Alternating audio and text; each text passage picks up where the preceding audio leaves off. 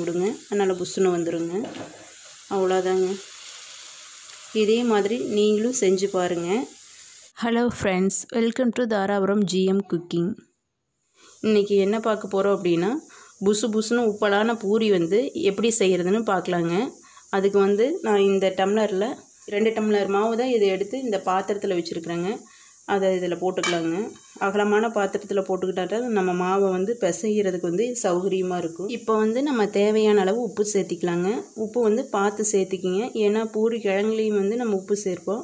அதனால் வந்து உப்பு வந்து கொஞ்சமாக சேர்த்திக்கிங்க. 2 டம்ளர் மாவுக்கு 1 டம்ளர் தண்ணி வந்து போதுமான அளவாக இருக்குங்க. எப்போவும் செய்கிற அளவு, அதனால் நான் அளந்து ஊற்றிக்கிறேங்க.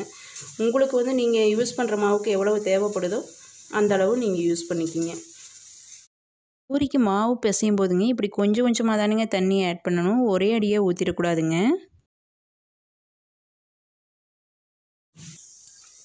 இப்போ இந்த அளவுக்கு பாருங்கள், மாவு பிசைஞ்சு எடுத்தாச்சுங்க. ஆனால் இன்னும் கொஞ்சம் தண்ணி ஊற்றி நல்லா பிசையணுங்க. ஒரு சிலர் வந்து பூரி செய்யும்போது கூட ரவை சேர்த்துக்குவாங்க. ரவையெல்லாம் சேர்த்தணுங்கிற அவசியம் இல்லைங்க. ரவை சேர்த்தாமையே நல்லா பூரி மாவு மட்டும் அளவான தண்ணி ஊற்றி கரெக்டாக பிசைஞ்சிட்டோம் அப்படின்னா பூரி நல்லா புசு புசுன்னு நல்லா வருங்க. 1 2 பிச்சு போட்டுங்க. மறுபடியும் இன்னும் கொஞ்சம் தண்ணி ஊற்றி நல்லா பிசைஞ்சிக்கலாங்க. கொஞ்சம் தண்ணி கலந்துக்கலாங்க. இன்றைக்கி பிசைஞ்சு பார்ப்போம். இந்த அளவு கரெக்டாக இருக்குன்னு நினைக்கிறேங்க. பத்தில் அப்படிங்கிற பட்சத்துக்கு மட்டும் நம்ம மறுபடியும் இன்னும் கொஞ்சம் தண்ணி சேர்த்துக்கலாங்க. இன்னொரு டைம் இதுக்கு முதல்ல நான் இப்படி 1 2 பிச்சு போட்டேன் பார்த்தீங்களா, அதே மாதிரி பிச்சு போட்டு நம்ம ஆயில் ஊற்றி ஒரு டைம் இந்த மாதிரி பிசைஞ்சு வச்சிடலாங்க. அப்படி பிசைஞ்சு வைக்கும்போது மாவும் நல்லா சாஃப்டாக இருக்குங்க, பூரியும் நல்லா வரும். அதே மாதிரி பூரி சுட்டு முடிக்க வரைக்கும் மாவு வந்து காஞ்சு போகாமல் இருக்குங்க. பூரி சுட்டு எடுக்கும்போதும் எண்ணெயும் கம்மியாக தான் குடிக்கும். ஏன்னா இந்த மாவுலேயே கொஞ்சம் ஆயில் இருக்கிறதுனால எண்ணெயும் மாவு பூரியில் வந்து கம்மியாக தான் இருக்குங்க. எண்ணெய் சேர்த்திக்கலாங்க. சேர்த்துனதுக்கப்புறம் நல்லா ஒரு டைம் பிசைஞ்சு எடுத்துக்கலாங்க. மாவு பாருங்கள் நல்லா சாஃப்டாக பிசைஞ்சு எடுத்தாச்சுங்க. இப்போ நம்ம வந்து வேறு பாத்திரத்துக்கு மாற்றி வச்சிடலாங்க. இங்கே பாருங்கள், இந்த அளவுக்கு சாஃப்டாக இருக்கணுங்க. சப்பாத்திக்கு மாதிரி ரொம்பவும் லூஸாகவும் இருக்கக்கூடாதுங்க. ரொம்ப டைட்டாக இருந்தாலும் பூரி நல்லா வந்து எலும்பி வராதுங்க. அதனால் சப்பாத்திக்கு முன்னாடி ஸ்டேஜ் அந்த அளவுக்கு வந்து நீங்கள் பிசைஞ்சு வச்சுக்கோங்க. இதை வந்து நம்ம வேறு பாத்திரத்துக்கு மாற்றி வச்சிடலாங்க. மாற்றி வச்சுட்டு பூரி வந்து உடனேவே செஞ்சிடலாம். மாவை இந்த பாத்திரத்தில் வச்சு மூடி வச்சிடலாங்க. எண்ணெய் காயட்டும். ஒரு 5 நிமிஷம் ஆகுங்க. அதுக்கப்புறம் பூரி நம்ம எப்படி போடுறதுன்னு பார்த்துடலாங்க. ஓகேங்க, இன்னைக்கு மாவை வந்து நம்ம உருண்டை பண்ணி பூரி செய்ய ஆரம்பிச்சிடலாங்க. பூரி உருண்டை வந்து நீங்கள் எந்த அளவுக்கு பெருசாக வேணும், பூரி பெருசாக வேணும்னா பெருசாக செஞ்சுக்கோங்க. அளவாக சின்னதாக வேணும்னா சின்னதாக செஞ்சுக்கோங்க. சின்னதாக போட்டால் தான் அழகாக இருக்கும்.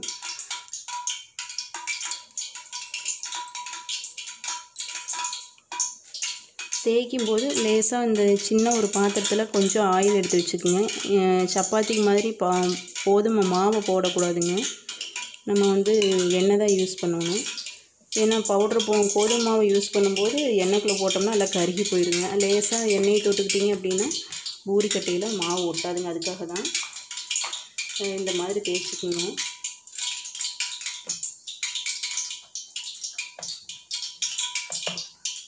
கரெக்டாக ரவுண்ட் ஷேப்பில் தேய்ச்சிக்கோங்க.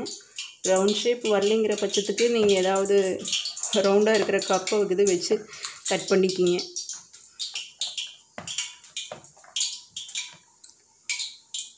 ரொம்ப வந்து தின்னாகவும் தேய்ச்சிடாதீங்க. ரொம்ப லேசாக தேய்ச்சிட்டிங்க அப்படின்னா சப்பாத்திக்கு மாதிரி தேய்ச்சிட்டிங்கன்னா பூரி வந்து எலும்பி வராதுங்க.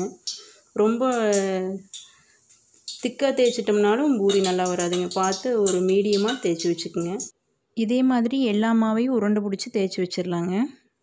எண்ணெய் வந்து நல்லா காஞ்சிருச்சு. இப்போ நம்ம வந்து தேய்ச்சி வச்ச மாவை போட்டுடலாங்க.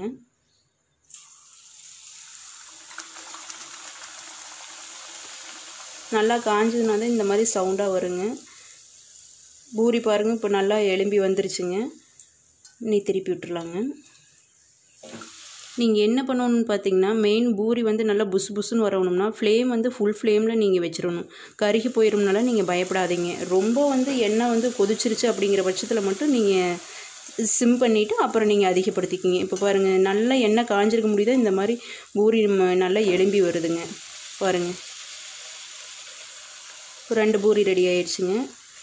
இதே மாதிரி நான் எல்லா பூரியும் சுட்டு எடுத்துக்கிறேங்க. அப்படி புஷ்ஷுனுங்கிறது வரல அப்படின்னா நீங்கள் இப்படி லைட்டாக இந்த அரிக்கையில் வந்து ஒரு லைட்டாக ப்ரெஸ் பண்ணி விடுங்க. அதனால் புஷ்ஷுன்னு வந்துடுங்க.